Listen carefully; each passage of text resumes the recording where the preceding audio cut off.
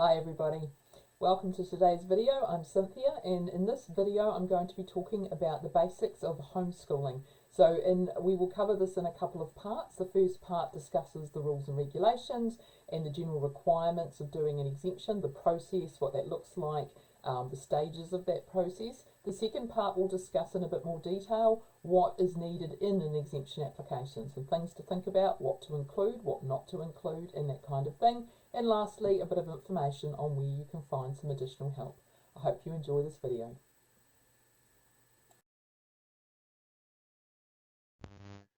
First, a bit about me. I've got 5 children who are now aged 22 to 30 and 5 grandchildren so far between 3 months and 4 years of age. I home educated my own children for over 20 years, and I've helped families with exemptions informally for many years. Since 2016, I've dedicated myself to serving full-time, helping families with the application process, serving as government liaison for the National Council of Home Educators, advocating for families with government departments, and I have a website, www.cynthiahancox.com, which contains a lot of information about homeschooling, answers many questions, and explains the services that I provide. New Zealand regulations around homeschooling. So children aged between 6 and 16 years old must be enrolled in a school, but a parent or guardian can apply for their child to be exempted from attending school. In order to do so, you need to demonstrate that the child will be taught at least as regularly and as well as there would be in a registered school.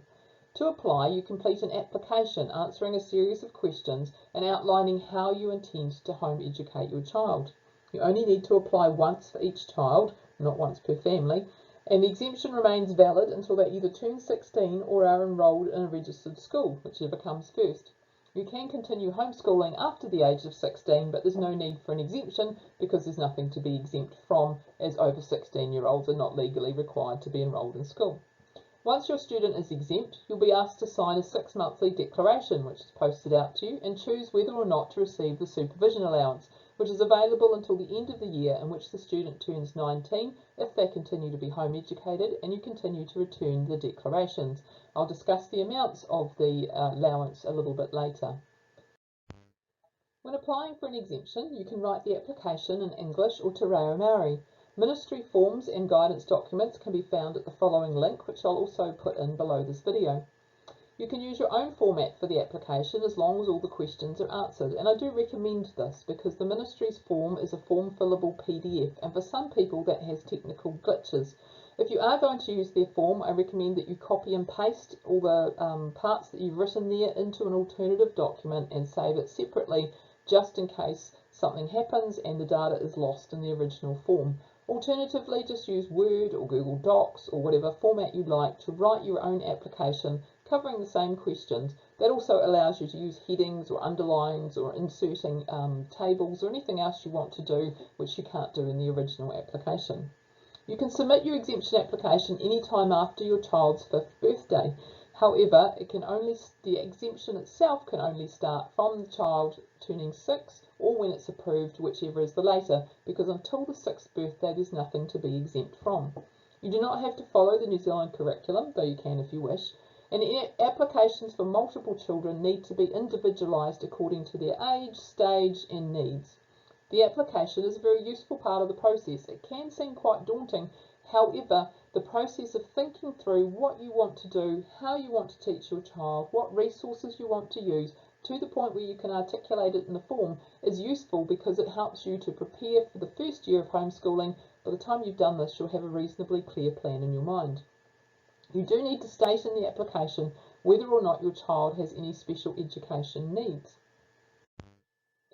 For a child with special education needs, some additional information may be required in order to get the exemption. Generally, you need to outline what the child's additional needs are, how they affect their learning, and how you'll support that child at home with those needs in mind.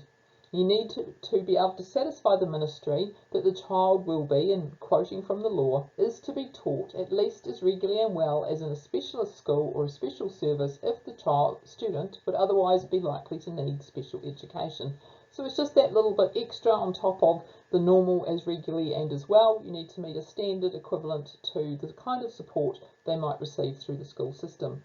The Nintend's website has details about the services that you can and can't access for a special needs child who's being home educated. So there's some funded services that you can still access and some that you cannot. The approval process. After you submit the application, you'll receive an email acknowledging receipt, which you should get within a week, and advising that it will take 4 to 6 weeks to process the application. The actual time varies quite a bit. Some officers are getting through them quite quickly, could be even as little as 24 to 48 hours.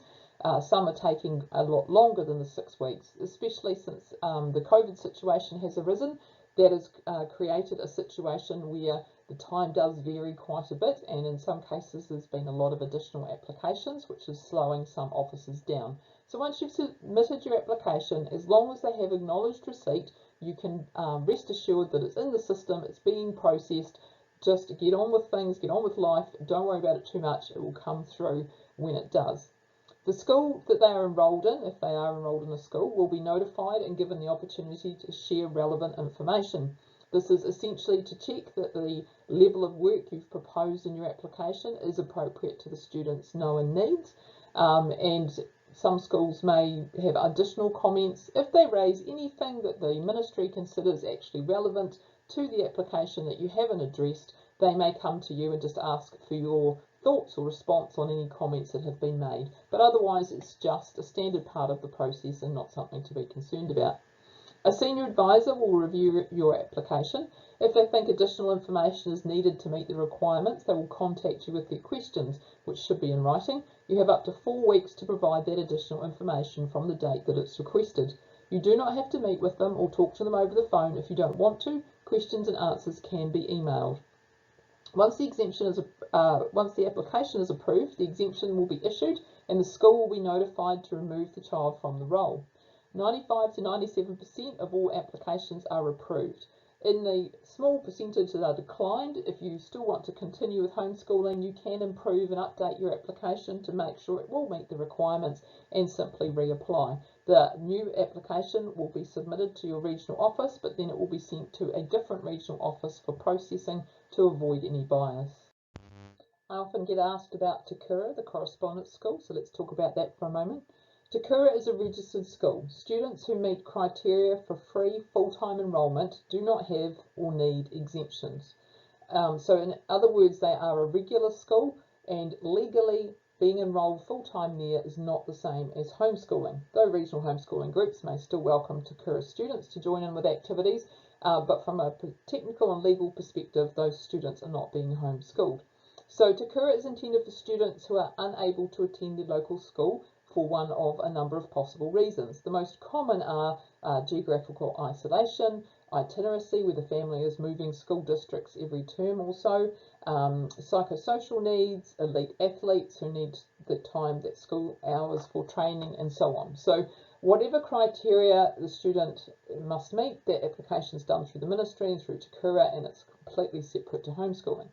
However, homeschooled or exempt students can enrol into Kura for some subjects if they wish on a fee-paying basis. It is quite expensive at around $1,700–1,800 per subject per year, and to do that you do need to get the exemption first. Homeschooled students who are between 16 and 19 years of age, however, can enrol into Kura free under the Young Adult Gateway. If they do so in 3 or more subjects, it's considered full-time and their exemption and supervision allowance will be ceased. Otherwise, 1 or 2 subjects can be done for free and the exemption and the supervision allowance continues and the parents take care of other subjects, etc. at home. The declaration and supervision allowance. Twice a year, caregivers must confirm that they're continuing to home educate their child.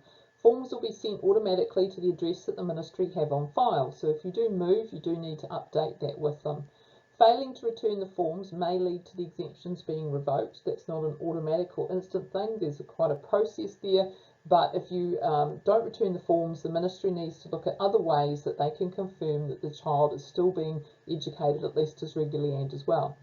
Home educating caregivers may also elect to receive an allowance twice a year as long as they return the declaration. And these funds can be used for anything that you like. The annual amounts are for the first child $743. These are all divided in 2 and paid out twice a year. The second child $632 a year, the third $521 a year, and each subsequent child $372 a year. These amounts have not changed at all since their inception in 1989-1990. We have asked the Ministry recently to review these amounts, and they may do that in the 2022 budget process, but we don't know. Otherwise, these are the amounts as they have always been. Okay, let's talk about what goes into your exemption application. The exemption application has 4 sections. Section 1 is the data and declaration section. As I mentioned before, the Ministry's form is a form fillable PDF, though not without technical issues. Whatever you choose to do around your application, whether you're going to use the Ministry's form for the bulk of it or do your own form, I do suggest you use section 1 of their form and then do the rest separately if that's what you want to do. In section 1, you're going to fill out the student's name, date of birth, address, parents' details, and so on. Only one parent needs to fill out the application, and only one parent's details are needed here, so this is up to you. If you've got both parents involved, you might wish to put both parents' details. If it's a single parent situation, you might only want one. That's completely your choice. This section includes a privacy statement and legal declaration. These are important, and this is why I recommend that you use the Ministry's form for section 1. It also asks you to declare any help that you've had with the application. It's fine to have help as long as you honestly declare it. Not declaring help that you've had, if they figure it out, can lead to being declined on the basis of a false declaration. So if you've had someone review the application and gives you some pointers, you've had someone help you write it, whatever assistance you've had with the application, do briefly declare it. Now for signatures, only one is required, but you don't have to actually physically sign the form. You can just check the tick box that's near the declaration and then use your first and last name in the email you send it in with. These things are considered to be a digital signature and are accepted by the Ministry without you physically signing the form. If you want to physically sign it, then you need to print out those 3 pages, sign it and scan it back into your computer, but that's completely optional. Section 2 is the biggest and most important part of the application. It's the as well as section. In this part, you're going to explain, first of all, your intended philosophy or approach to homeschooling. For instance, do you want to do a school at home approach, an unschooling or child-led approach? Are you following Charlotte Mason's ideas or Steiner or unit studies or whatever it may be, and explain what that means to you. Just briefly, enough to show that you've given some thought to and looked into the approach. You're not just pulling a name out of a hat. This statement gives the Ministry a frame of reference to interpret the rest of your application. For instance, if you said I'm going to be doing unschooling and then explain a very curriculum-based process, then that's just not going to make a lot of sense. So you want it to be something that just helps them understand how to interpret the rest of your application. If you say you're going to be unschooling and then you don't mention curriculum, well, that obviously, is okay because you've explained that, but you need to show how you're going to teach them instead. Whatever, it's just a starting point. You also need to outline your intended program of learning for the year, what and how you will teach in relation to each of the curriculum areas. Now, the New Zealand curriculum learning areas or subjects are English, Maths, Science and Social Studies, Technology, the Arts, Health and PE, and possibly a second language. It is true that you're not required to cover each of these subjects necessarily. However, you need to show an education at least as broad in scope as they would receive in school, and the reality is it's just simply easier to talk about each of these learning areas. Even if you're not going to have a very organised or structured program for one of these subject areas, I'm sure there's still things you will do in life or opportunities or exposures your child will have, because each of these learning areas is in fact just a natural thing that is incorporated into any reasonable kind of education. Having a decent literacy and numeracy component is vital. The rest of it you can frame however you want. Now, the English, Math, Science and Social Studies are what I think of as the core academic subjects. They tend to be a bit more structured and a bit more detailed. Whether or not you use curriculum resources as such, there's still usually a reasonable amount of detail about topics for the year and so on included there. Technology, the arts, health and PE are often very informal. They're often just the things that happen in your life, the resources you have available, the opportunities, the things your children like to do, and so on. They can be quite informal, even if the other subjects are quite structured. In outlining your program for the year, you should include the topics of learning for the year for each subject and how they will be taught, which will vary depending on your chosen approach. But you can't just say, I'm going to do math year 4 level, right? You need to explain or list the topics that will be covered for the year so the a ministry can see that the child will be taught appropriate topics in learning over the course of the year, appropriate to their age, stage and needs. You also need to outline some 12-month goals related to each learning area or subject. These do not have to be exhaustive or cover everything, but aim to have 3 to 4 goals each for English and Math and at least one for each other subject. Goals should be reasonably measurable, and especially for English and Math should include some specific learning goals, not just doing goals. As an example, a doing goal: Johnny will read at least 10 books. Now, you know Johnny's read 10 books because he read 10 books, but you don't know what he's learnt from it, right? It's just a doing goal. A learning goal would be Johnny will be asked to write a 3-paragraph essay with an introduction, body and conclusion, effectively communicating his ideas. This goal assumes that Johnny's been taught about 3-paragraph essays, what each section includes, and has learnt how to do that. That's a learning goal. Another learning goal: Sarah will be able to accurately add and subtract 3-digit numbers using borrowing or carrying when applicable. Again, you're identifying the type of learning that will have taken place. You also need to explain how you will monitor or evaluate and record progress. This should include showing how you will know that your 12-month goals have been met. Evaluating progress might include things like marking workbooks if you're using them, observing your child and discussing their learning with them, comparing pieces of writing over time to see the progress in their writing development, using testing if applicable to your approach, or whatever other ways you choose to use to see if the teaching and learning going on is effective. Keeping records should happen, but don't make it overly burdensome. There's no one right way to do this. Some folk keep a diary and note in activities completed, events attended, scores achieved, cute things the child said, that moment a light bulb came on, etc. Some folk like to keep more formal kinds of records, or keep a private blog, or use running records or scrapbooks, or write short periodic reflections, or whatever works for them and suits their approach to learning. By periodic reflection, I mean perhaps you sit down once a term, once a month, once a year, whatever, and just reflect on your child's learning, write down some things about what they've progressed well in, things that you want to work on next, how you're thinking of doing that, and so on. That's one way of doing a periodic reflection. Or you could use some combination of the above types of approaches and ideas. You need to outline what resources you will use to support your child's learning. This might include curriculum resources like workbooks or manuals, items to support hands-on learning, resources from within your home such as books or tools, sewing machine, a kitchen, a computer, etc., and resources in your community like libraries and museums, swimming pools, beaches, bushwalks, zoos, homeschooling groups, all those kinds of things. Now, when you put these in your application, don't just say library or swimming pool, identify which one you mean. Do you mean the Levin Aquatic Centre? Do you mean the Manawatu District Library? Do you mean the Auckland War Memorial Museum? Name them quite specifically. These may be things that you haven't actually used regularly before, but you can look around your community when you're planning your learning program and identify things that can help to enhance your child's learning that you'd like to visit or include, and then name them in your application. Now here's a hint about applications in general. In the ministry's application form, what and how you will teach, 12-month goals, and how you will monitor and record learning and the resources are all asked for separately. Sections 2A, 2B, 2C, 2D, etc. I personally think it's much easier to write about all of these subject by subject. For instance, English. This is what we're going to teach and how we're going to teach. These are the resources we'll use. These are our 12-month goals. This is how we will monitor and assess progress, and then repeat that for math and science and so on. So it's completely up to you. You can do it either way, but that's how I lay it out in the template that comes with my guide, because I think it's a lot easier to think about those things one subject at a time.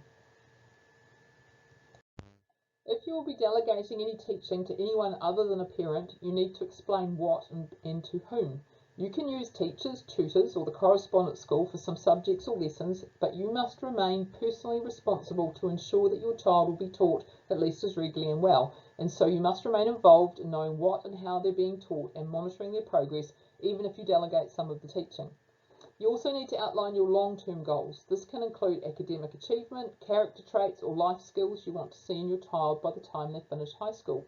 The main thing, though, that the ministry really want to know is, have you given any thought to high school qualification options and how your child might access them while homeschooled? So if you have any thoughts around that, do include them in your application. Finally, for Section 2, you will need to write a topic plan. That is, demonstrate your ability to plan and deliver a unit of learning showing one example of this through any topical project that you plan to do or have done. Now this needs to include certain elements: what the topic is, approximately how long it will take or the duration, some specific learning goals or outcomes and aims, the method, how will you teach this and or what will your child do in response, what resources will you use, and how you will evaluate and record the outcome or progress from this topic plan. How will you know it was effective? How do you know the goals have been met? That kind of thing. Section 3, the as regularly as section. In this section, you need to show the ministry that you have suitable commitment to ensuring your child will be regularly engaged in the learning that you've just outlined in Section 2. You can do this in various ways. You can use a timetable, a description of a typical day or week, a summary statement of your overall routines, etc. In general though, less is more. Don't go into tons of detail about what you'll be doing each day. The main things the ministry are looking for are your overall time frames, when will your learning time run from and to, and how many days a week typically will it be done over. How will this learning time be broken up? What do your segments look like? What subjects will be focused on in each segment, and will each subject occur suitably often in a given week? Here's a simple example which covers all of the above elements that would suit a family who will be using a set workbook style program for the main subjects. Our learning program will generally be conducted from 9 AM to 3 PM Monday to Friday during normal term time. In the mornings from approximately 9 till 12 we'll focus on our workbook program covering English, Math, Science and Social Studies. In the afternoons from approximately 1 till 3 we will focus on more hands-on and practical learning incorporating technology, the arts, health and PE, science projects and similar activities. Once a week we spend the afternoon in a variety of activities with the local homeschool group. In the evenings and weekends, Jane will be engaged in additional learning through family read-alouds, projects and visits to places of interest. She also attends ballet class on Wednesday afternoons. Now that statement encompasses all the elements I talked about in the previous slide. It shows your time frames, how often you're going to do things. It incorporates and names each of the subject or learning areas and really just gives the ministry all they need to know to show that you are committed to regularly educating your child. Section 4 is completely optional. It's just a space to add anything else you think is relevant. Remember, don't go into too much detail about things that are not relevant to the application, but if there's something you feel that you need to say, you can add it here or you can completely leave this blank and skip it altogether. Let's talk about some things I recommend that you do not include in your application. Personal family information that's not directly relevant to the application, such as anything about your other children, their names or ages, if they're not included in the application process itself, your personal background, experience, your partner's background and experience, what your neighbours like to do, anything that's not directly about this child and their education.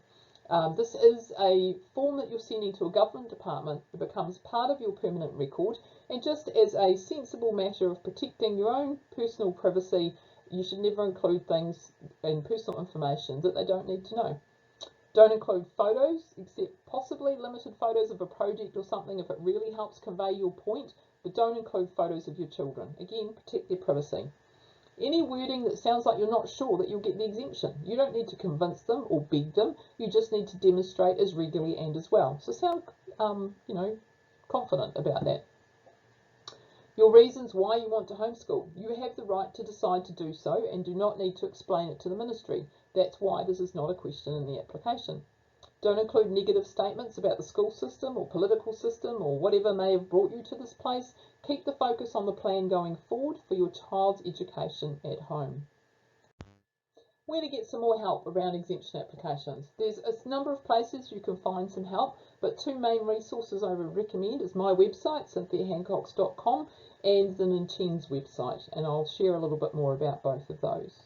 On my website, cynthiahancox.com, you can find a number of sections. The information index is one I do recommend checking out. This is where you will find a link to an article for those who are getting started that covers a lot of the basics of homeschooling and application processes. You'll also find links to articles on many different subjects that I have covered, some of them around exemptions, some of them around other matters that you may have questions on. Also on my website under the homeschooling tab you will find information on the services I provide, links to the manuals and guides and so on. So two of the key resources I do provide are my manual and guide. Let's take a look at those.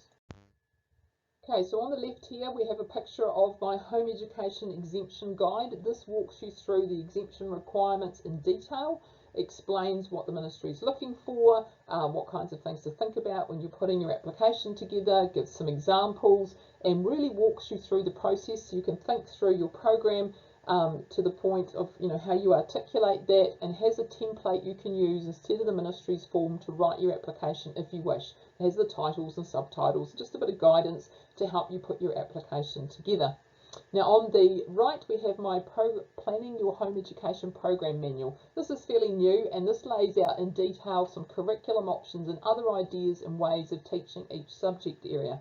So when it comes to the curriculum, it will give a brief synopsis of what that particular curriculum is about. Then it will have a link to where you can find more information, and it will also have a note that tells you where you can buy it, whether it's a New Zealand supplier or from particular overseas suppliers where you can get it from. And it also, I divide things up into different sections. So if you want faith-based programs, if you want secular programs, if you want unit study-based programs, if you've got a 5-year-old who needs to learn to read, those kinds of things. Otherwise, I mostly divide by subject, and I include not just curriculum options, but a range of other methodologies and ideas that you might want to incorporate in teaching around that learning area. At the end of it is some downloadable, printable worksheets for you to use to kind of go through and identify which ones you want to look at more closely, and ultimately which ones you want to include in your program. So using that will really help you think through your program, know exactly what you want to include, and then the exemption guide will help you put it all together and write it all up ready to present to the ministry.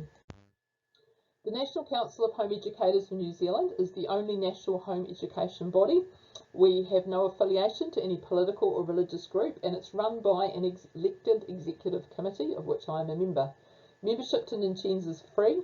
They have an extensive website which has much information around homeschooling, getting started, some resource ideas. They also offer discounted subscriptions to certain resources for members. Ninchens regularly survey home educators and collect relevant statistics, and we have regular meetings with the Ministry of Education to discuss policy and process and matters that affect home educators. They put out a quarterly newsletter once a term. Some final thoughts. Homeschooling your child does take time and effort, but it is so worth it. This picture is of my 5 now adult children taken in 2020, and to see them as adults, to see them succeeding in things that they've chosen to do and enjoy doing, to see their relationships with each other, with their spouses in the case of the ones who are married, and so on, is just wonderful. All that time and effort of homeschooling, you really get to see the rewards down the track. So hang in there through this process. If you're feeling a bit overwhelmed, slow down, take a breath, check out my website in Ninchens, talk to experienced folk in the homeschooling or home education Facebook groups, of which there are quite a few, and take some time, think it through, gather your ideas and resources, and then just take it one step at a time. Thank you for listening to this video. I hope you have found it helpful. Remember, you can always get in touch with me through my website, www.cynthiahancox.com.